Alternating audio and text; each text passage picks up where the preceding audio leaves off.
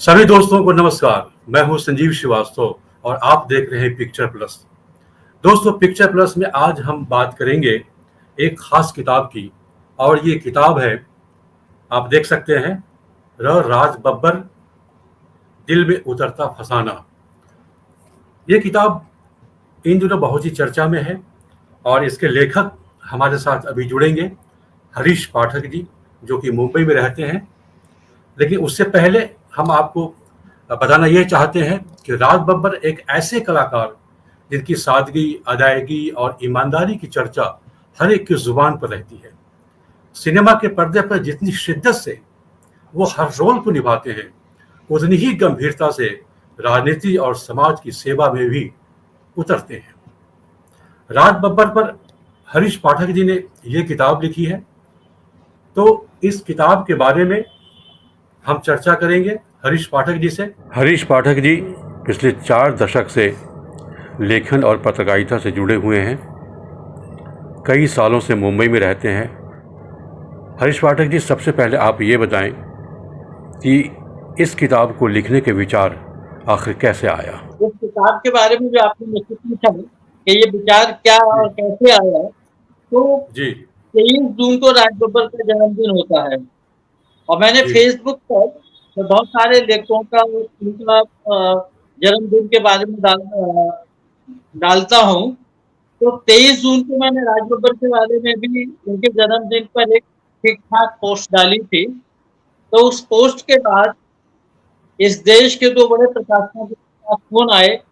उन्होंने कहा कि आपने बहुत अच्छी पोस्ट डाली है और ऐसा लगता है कि आपके उनसे बहुत अच्छे रिश्ते हैं, बड़े इंटीमेट रिश्ते। गूगल चेक कर लीजिए, उस पर कोई किताब नहीं है और यदि आप उन पर कोई किताब लिखेंगे तो वो संभवतः उन पर पहली किताब होगी। यहाँ से प्रक्रिया शुरू होती है किताब की। मैंने उन प्रकाशकों की बात बहुत ध्यान नहीं दिया। जब दोबारा उनमें से एक प्रकाशक का फोन आया, तब तक मैं गूगल चेक कर चुका था और मेरे दिमाग में भी ऐसा आया कि यदि इन पर कोई किताब नहीं है और मैं उनको कल भी, आज भी मध्य वर्ग का प्रतिनिधि चेहरा मानता हूँ, वे हैं, तो मुझे ये लगा कि यदि इन पर कोई किताब नहीं है और मेरे भी 38 साल से उनसे संबंध ठीक ठाक है। धर्मयुग में जब मैं था तो उन पर मैंने कवर स्टोरी की थी, तब उन्होंने महाभारत में राजा भरत का रोल किया था और राजा भरत के एक या 2 एपिसोड में थे और उसमें वो एक संवाद बोलते हैं कि मैं खानदान शाही के खिलाफ लड़ रहा हूँ। और जब मैंने धर्मयुग पे उनसे इंटरव्यू किया और वो चंद्र शर्मा की कोई फिल्म थी, उस फिल्म की शूटिंग के दौरान मैं उन दिनों शिमला में रहता था, शूटिंग चेंबूर में चल रही थी। तो वो शूटिंग के दौरान आते वो 3 या 4 दिन मतलब मैं वो इंटरव्यू लिया था। गणेश मंत्री का संपादक थे और वो कवर स्टोरी बना जी और वो था शीर्षक भी ये था, मैं खानदान शाही के खिलाफ लड़ रहा हूँ। बात आपके सवाल पर आता हूँ और प्रशंसक ने कहा तो मैंने भी खुद को टटोला और मैंने एक लंबा सा व्हाट्सएप राजभाई को कर दिया। उनका फोन आया। मैं ज्यादातर व्हाट्सएप से हम लोगों की बातचीत होती है, वो सुविधाजनक है, कौन कहाँ कैसे बैठा है, किस स्थिति में है, लेकिन आपके सवाल का जवाब तो व्हाट्सएप से मिल ही जाएगा। तो उनका फोन आया तो मैंने कहा कि ऐसा ऐसा विचार है और ऐसे प्रकाशकों ने मुझसे कहा भी है। तो उन्होंने कहा कि 3 बार तो आप ही मेरा इंटरव्यू ले चुके हैं, कवर स्टोरी बना है। मेरा बेटा मुंबई में रहना फिल्मी देखता था, फिल्म रिपोर्टर था। बोले अंकुर ने भी, उसका नाम है अंकुर पाठक, बोले अंकुर ने भी 2 बार इंटरव्यू लिया है। तो मैंने कहा 4 और 6 स्टोरी से किताब नहीं बनेगी। और मैंने फिर खुद को तलाशा और आपकी भी मदद ली और मुझे जितने भी संपर्क सोची तो मैंने एक लिस्ट बनाई और उस लिस्ट में 36 लोगों के नाम, कुछ राजनयी ने भी बहुत मदद की और जो जी जो जी भी सवाल यहाँ अटकता था, उसमें मैं उनको व्हाट्सएप करता था और उसमें उनका जवाब आ जाता था। तो जी इसमें जी मैंने 36 लोगों की लिस्ट बनाई और जी ये कहते वक़्त मुझे बहुत अच्छा लग रहा है कि उसमें जी से 3600 ने ही लेख लिखे। जी और दूसरा ये था कि काला पक्ष हो या सफेद पक्ष हो, आप कैसा महसूस करते हैं एज ए राजनेता, एज ए अभिनेता और एज ए व्यक्ति? 34 लेख इस किताब में हैं जी जी और अर्जुन कुमार का बहुत महत्वपूर्ण है जो दूसरे तीसरे नंबर पर लिया है, जो आप ही की किताब से लिया है, माधुरी काल। जी जी जी और जी वो जी थैंक यू सर। इस किताब का एसेट है। जब राज भाई ने ये वो पढ़ा तो मुझे फ़ोन करके बोला और मुझे वो सब डिटेल बताना पड़ा।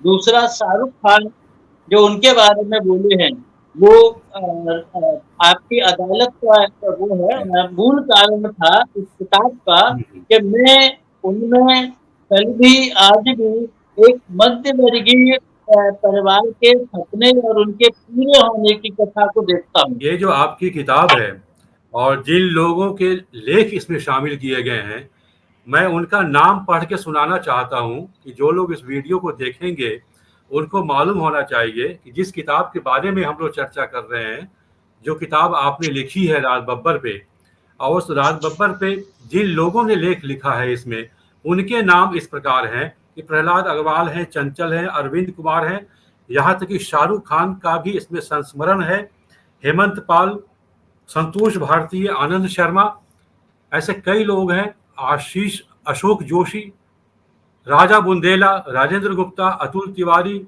ओम कटारे, कई लोग, सुमंत मिश्र, इतने बड़े फिल्म पत्रकार मुंबई में रहते हैं, विनोद खत्री, शरद राय और संतोष प्यासी, चित्रा मुदगल, प्रदीप सरदाना, विवेक शुक्ल, और सबसे आखिरी में जो दो लेख हैं उदयन शर्मा के, वे दोनों लेख भी कम महत्वपूर्ण नहीं है, बहुत ही महत्वपूर्ण लेख हैं उदयन शर्मा के दोनों लेख।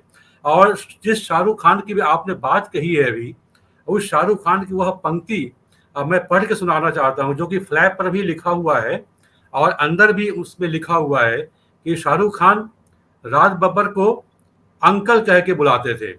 और एनएसडी का वह संस्मरण है जो जहां से आपने ये संदर्भ लिया है, उसमें ये लिखा है कि मैं राज बब्बर साहब को बब्बर शेर अंकल बोलता था। मेरा उनसे पॉलिटिकली कुछ नहीं है, मेरी दोस्ती उनसे बचपन से है। मैं बचपन से उसकी गोद में घूमता था, गोद में बैठते थे, राज बब्बर की गोद में बैठते थे शाहरुख खान, यहाँ पे इसमें जिक्र किया गया है। लेकिन मेरा आपसे अगला सवाल यह है कि आप एक मूलतः कथा लेखक हैं, पत्रकार संपादक आपकी हैसियत रही, आप इतने सालों से मुंबई में हैं और मुंबई में रहते हुए निश्चित तौर पर वहाँ बहुत सारे फिल्मी सितारों से आपकी मुलाकातें हुई होगी, आमना सामना हुआ होगा, उनके बारे में, उनकी शख्सियत के बारे में, उनकी फिल्मों को लेकर आपने बहुत कुछ देखा पढ़ा होगा। आपको क्या लगता है कि दूसरे फिल्मी सितारों के मुकाबले राज बब्बर की जो शख्सियत है वह कितनी अलग थी? दूसरे फिल्मी फिल्मों से वो, जहाँ तक मैंने ऑब्जर्व किया, और दूसरा क्या है कि जिन लोगों से मैंने बात की, तो वो जी जो जड़ से और जमीन से जो जुड़ा हुआ जो चरित्र है उनका, वो उन्हें जी फिल्मों में और राजनीति में सफल बनाता है। जी जी उसके उदाहरण दूं कि इस किताब में विवेक शुक्ल का एक आर्टिकल है, 20 जी साल बीच महादेव रोड। जी जी राज बब्बर बीच महादेव रोड वाली कोठी में 20 साल तक रहे और जी विवेक शुक्ला वहां खुद गए। 2-3 हम्म, दिन तक उन्होंने आसपास के, पहले तो किसको गुप्ता जी को पता था, गुप्ता जी के टाइम कोठी की स्थिति क्या थी, राज बब्बर के आने के बाद क्या हुआ। राज बब्बर ने वो 20 साल बाद वो कोठी छोड़ दी, तो दूसरी वगैरह हो गया। लेकिन आज भी धोबी, पान वाला, अखबार वाला, लेमैन, पता वही बताता, वो राज बब्बर की कोठी के पीछे, वही उसके आगे। कारण हम्म, कारण जब उसने पूछा तो वहां जो प्रेस करता था, उसने कहा कि इतना बड़ा आदमी हमने देखे ही नहीं है। वही सांसद हो जाते हैं तो लोग कट जाते हैं जनता से।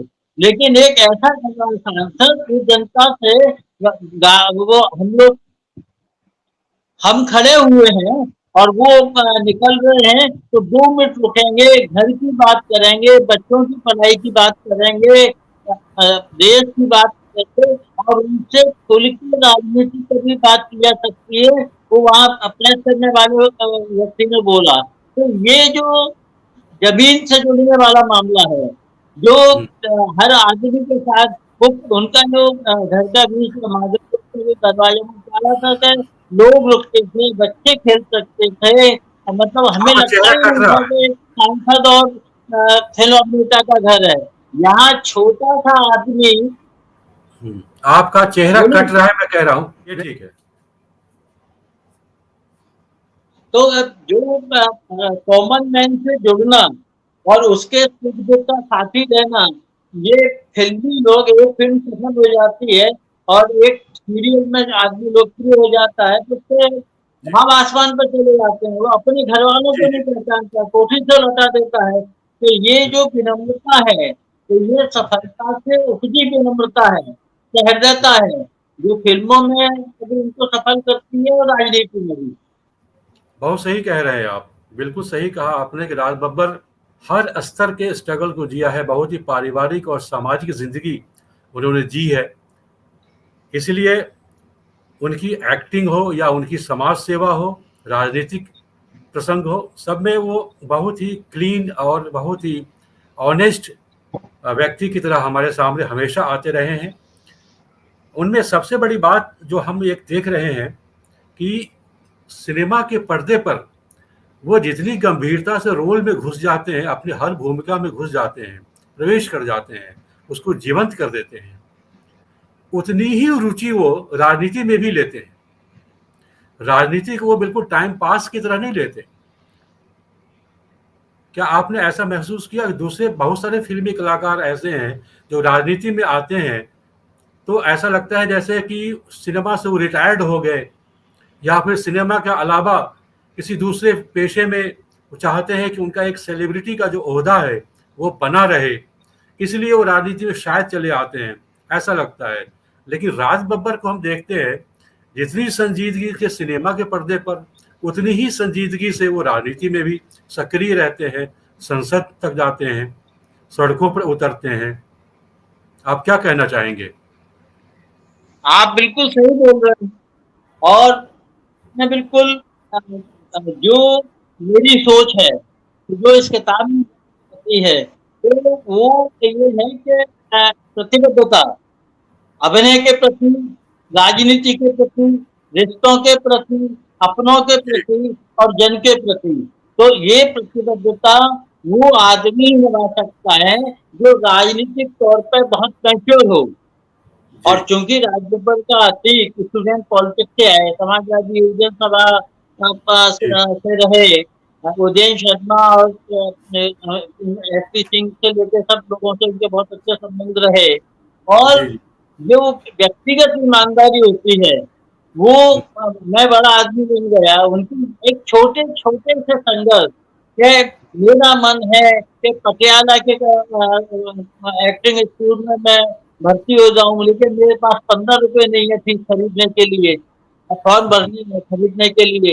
एक मेरा पड़ोसी जो है वो 15 रुपए खर्च करके फॉर्म आ जाता है, फॉर्म को जमा करने का पैसा नहीं है। और ये छोटे छोटे से वो जब आदमी में सफल हो जाता है तो वो घमंड में नहीं, इसी के किताब में प्रदीप सरदाना का आर्टिकल है।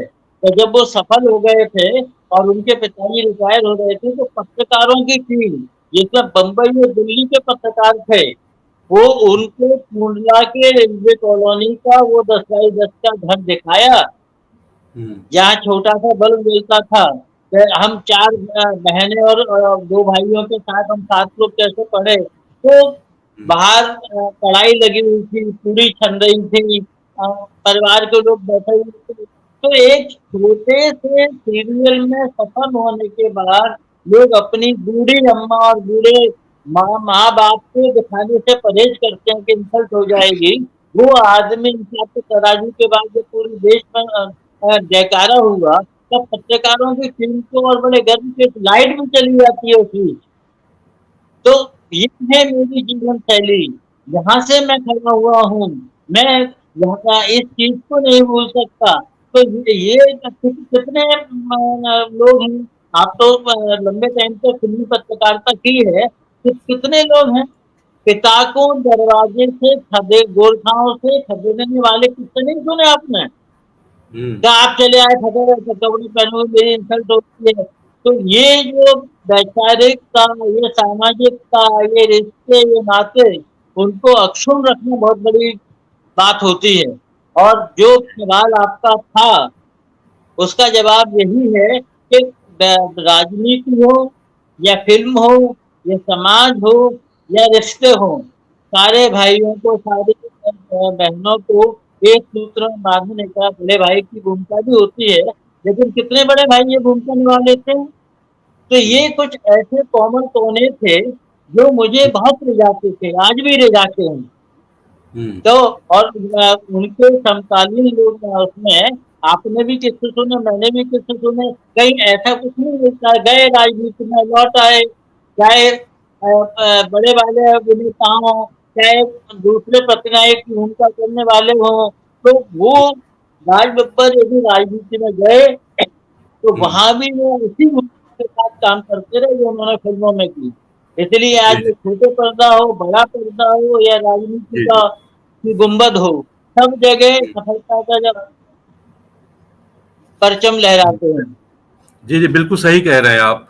और मैं जब आपकी ये किताब पढ़ रहा हूँ, हम लोग एक दो सवाल और करेंगे, आप पानी पी लीजिए। हम लोग एक दो सवाल और करेंगे। जब मैं आपकी ये किताब पढ़ रहा हूँ और जब राज बब्बर की लाइफ को जब हम देखते हैं, तो मुझे एक चीज़ बड़ी ख़ास दिखाई देती है कि सिनेमा और पॉलिटिक्स, राजनीति, उनकी लाइफ में जैसे पैरेलल चलती है। शुरुआत से ही अभिनय की दुनिया में या रंगमंच की दुनिया में जाने से पहले से ही वो राजनीति में सक्रिय थे छात्र जीवन में। रंगमंच में जाते हैं, सिनेमा की दुनिया में जाते हैं, कॉन्टेस्ट में जब शामिल होते हैं, टॉप होते हैं, लेकिन वहाँ भी एक राजनीति आड़े आ जाती है। उसके बाद जब उनको पहली फ़िल्म मिलती है, तो वह भी एक राजनीतिक विषय की फ़िल्म होती है। और आगे चल कर के फ़िल्म इंडस्ट्री में भी उनके कई रोल मिलते हैं, छूटते हैं, उन सब के पीछे भी कहीं न कहीं एक हल्की-फुल्की राजनीति चलती रहती है। फिर वो सियासत की दुनिया में भी आते हैं, फुल टाइमर एक पॉलिटिक्स में आते हैं, समाजवादी पार्टी से जुड़ते हैं, फिर उसके बाद कांग्रेस पार्टी से जुड़ते हैं। राजनीति और सिनेमा को बिल्कुल पैरेलल लेके चलते हैं। राजनीति का जो प्लेटफॉर्म है या वैचारिकता की बात है या पार्टियों की जो बात आप कर रहे हैं, समाजवादी पार्टियों को, उसमें मेरे नजरिए से सबसे महत्वपूर्ण ये है कि जगह तो आप पा लेते हैं। कमलेश्वर का एक विश्व प्रसिद्ध मुहावरा है कि खड़े तो आप हैं लेकिन खड़े हुए कर क्या रहे हैं। तो ये है कि आपने बैनर किसी पार्टी के तहत जीत तो हासिल कर ली, लेकिन यदि आप वहाँ काम नहीं कर पाए, लोगों के सपनों पर खरे नहीं उतर पाए, तो ना पार्टी आपसे पूछेगी ना दोबारा आपको जनता पूछेगी। तो जी, जी। इसलिए कि एक बार पहुंचना, तो एक बार तो बहुत सारे लोग पहुंच गए ना। अमिताभ बिल्कुल। बच्चन भी इलाहाबाद से पहुंच गए थे और हाँ। बीकानेर से धर्मेंद्र भी पहुंच गए थे। बिल्कुल। लेकिन बाद में ना उनका कॉन्फिडेंस साथ दे पाए और ना जनता का प्यार। यदि हुँ। धर्मेंद्र की बात करें या और किसी की बात करें, बहुत सारे लोग उदाहरण है पूरा। तो जनता का यदि प्यार होता और आपकी भूमिका बहुत सक्रिय होती, हेमा मालिनी बिल्कुल। तीसरी बार चुनाव लड़ी रही है ना, 2 बार जीती ना, क्योंकि उनका काम जी। मान सकता है। तो पार्टी महत्वपूर्ण नहीं है। आपको यदि जनता ने चुना है तो आप उनके सपनों पर कितना खरा उतरते हैं, जी, जी, जी। ये महत्वपूर्ण है। बिल्कुल सही कह रहे हैं आप। अभी आपने धर्मेंद्र और अमिताभ बच्चन का ज़िक्र किया, तो मेरे मन में एक सवाल पैदा हो गया कि राज बब्बर ने अपने फ़िल्मी करियर में बहुत सारे दिग्गज फ़िल्मी सितारों के साथ काम किए हैं। नसीर के साथ उन्होंने काम किया, नसीरुद्दीन शाह के साथ, दिलीप कुमार के साथ, धर्मेंद्र के साथ भी काम कर चुके हैं, शत्रुघ्न सिन्हा के साथ भी काम कर चुके हैं, लेकिन अमिताभ बच्चन के साथ उनकी कभी कोई फिल्म नहीं आई। तो एक्चुअली क्या है कि आपकी किताब में भी बहुत कुछ जानकारी है, और दूसरा क्या है कि समकालीन त्रास हर दौर में होता है ना। जी और आपकी किताब से ही मैंने अरविंद कुमार वाला पीस लिया है, और उसमें लिखा जी जी हुआ है कि जिस साल वो चुने गए थे टैलेंट हंट की रिजल्ट नहीं किया गया था। तो वो तो समकालीन क्या क्लास थे वहाँ उस वक्त के डायरेक्टर्स वगैरह का क्या क्या था मामला। लेकिन ये फिल्म का मामला है ना कि जो अरविंद ने कहा था कि जो शख्स टैलेंट हट कर रिजल्ट हुआ सकता है, और शक्ति फिल्म के पोस्टर बन गए थे, और बाद में मिनी रियाज या जो भी प्रोड्यूसर थे उन पर दबाव डाल के लास्ट मिनट पे दिया गया, और अमिताभ बच्चन खुद आ गए, तो ये जो उठापटक आई थी उस दौर में चरम पे थी। तो अब उसमें क्योंकि मैं फिल्म पत्रकार तो नहीं हूँ, लेकिन जी जी जो भी जानकारियां मिली हैं वो सब किताब में है, किसी न जी किसी जी के लेख में शामिल है वो। और हम्म अभी हमारे पास जो तात्कालिक चीज है, ये कि एक व्यक्ति जो जिसका लंबा फिल्म कैरियर है, जिसकी जड़ें अभिनय में है, जो राष्ट्रीय नाट्य विद्यालय एनएसडी को स्टालिन का रुतबा राजबब्बर ने दिलवाया। ये मैं नहीं बोल रहा हूँ, ये राजेंद्र गुप्ता हम्म। ने इंटरव्यू में कहा है। ये बहुत ही दिलचस्प कहानी सुनाई है आपने, बहुत सारे लोगों को इससे नई जानकारी मिलेगी। मेरा एक आखिरी सवाल आपसे है, मैंने आपका बहुत ही वक्त लिया है, एक आखिरी सवाल है कि क्या उन्होंने कभी इस बात का खुलासा आपसे किया, आपने चूंकि ये किताब लिखी है तो संभव है कुछ बातचीत आपकी हुई हो उनकी शख्सियत को समझने के लिए, क्या दोबारा कभी रिपीट हम ये कीजिए, जान सवाल दोबारा रिपीट कीजिए। हाँ, मेरा ये सवाल है कि क्या उन्होंने, राज बब्बर जी ने कभी ये खुलासा करने की कोशिश की है, या मैं ये जानना चाहता हूँ कि क्या कभी किसी ने उनसे यह सवाल किया कि छात्र जीवन के बाद जब वो रंगमंच पर गए, उसके बाद सिनेमा में गए, अगर उनको प्रारंभ में ही राजनीति में जाने का मौका मिल गया होता तो सिनेमा को लेकर के वो कितना अफसोस जताते। आपके सवाल का जवाब भी है, वो इस किताब में है, मैं पढ़ के सुना देता हूँ। जी बिल्कुल।